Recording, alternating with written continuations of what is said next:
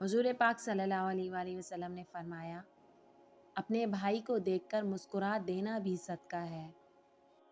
حضور پاک صلی اللہ علیہ وآلہ وسلم نے فرمایا، اللہ تعالیٰ کی خوف و ہیبت سے جس بندہ مومن کی آنکھوں سے کچھ آنسو نکلیں، اگرچہ وہ مقدار میں بہت کم، مثلاً مکھی کے سر کے برابر، یعنی بے قدر ایک قطرہ ہو، پھر وہ آنسو بہہ کر اس کے چہرے پر پہنچ جائیں تو اللہ تعالیٰ اس کے چہرے کو آتش دوزخ کے لیے حرام فرما دیں گے۔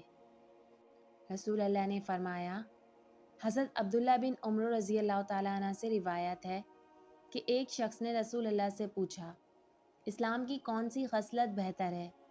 آپ نے فرمایا، کھانا کھلانا اور ہر ایک کو سلام کرنا، خواہ آپ اسے جانتے ہوں یا نہ جانتے ہوں۔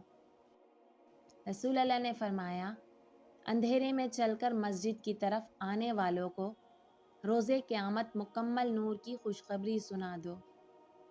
رسول اللہ نے فرمایا، جو آدمی اپنے دین، اپنی جان، اپنے مال اور اپنے گھر والوں کی حفاظت کرتے وقت مارا گیا تو وہ شہید ہے۔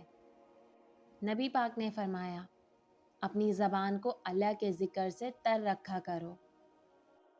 جو شخص صدقہ دیتا رہتا ہے اور اپنے رشتے ناتے والوں سے اچھا سلوک کرتا رہتا ہے، خدا اس کی عمر کو دراز کرتا ہے اور اس کو بری موت سے بچاتا ہے اور اس کی مصیبتوں اور آفتوں کو دور کرتا رہتا ہے۔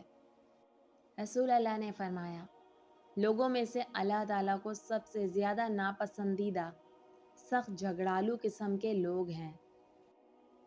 رسول اللہ نے فرمایا، باب جنت کا درمیانی دروازہ ہے، اگر تم چاہو تو اس دروازے کو ضائع کر دو اور اگر چاہو تو اس کی حفاظت کرو۔